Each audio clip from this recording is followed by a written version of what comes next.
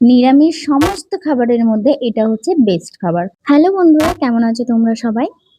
আজ ছিল আমার নিরামিষ, তাই ভাবলাম যে আমি নিরামিষের দিনে যেই সবজিটা বেশি করে খাই, না এটা মোটেও আমার পছন্দের নয়, বাট এটাতে সমস্ত রকম সবজি পড়ে, একটা তরকারি রান্না করতে হয়, বেশি কিছু করতে হয় না, তাই আমি এটা রান্না করে খাই। তবে হ্যাঁ, আমার যে একদম ভালো লাগে না সেটা নয়, ভালো লাগে। প্রথমে আমি এখানে সমস্ত সবজিগুলোকে আলাদা আলাদা তেলে লবণ আর হলুদ দিয়ে ভেজে নিয়েছি। তারপর শুক্তোর মধ্যে যেটা বিশেষ অংশ সেটা হলো উচ্ছে।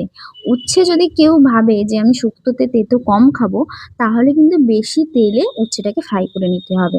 তবে আমার মনে হয় শুক্তোতে একটু তেঁতুর ভাব থাকা ভালো।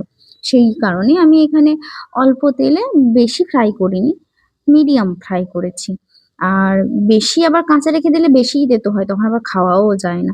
তো একটু মিডিয়াম করলেই ভালো হয়। আর সেই তেলে আমি নিয়ে নিয়েছি ৫ ফোড়ন, জিরে, সর্ষে, কাঁচা লঙ্কা, শুকনো লঙ্কা আর তেজপাতা থাকলে তেজপাতা আমার কাছে ছিল না, তাই আমি সেটা দেইনি। তারপর সমস্ত ওই ভাজা সবজিগুলোকে একসঙ্গে তুলে দিয়ে একটু কষিয়ে নিতে হবে। তবে একবার ঢাকিয়ে কষিয়ে নেওয়ার পর তারপর সেটাতে আমি দিয়ে দিয়েছিলাম অল্প পরিমাণ জল। আর এখানটাই হচ্ছে মেন মশলা, যেটা হচ্ছে সর্ষে বাটা, বাদাম বাটা আর পোস্ত বাটা।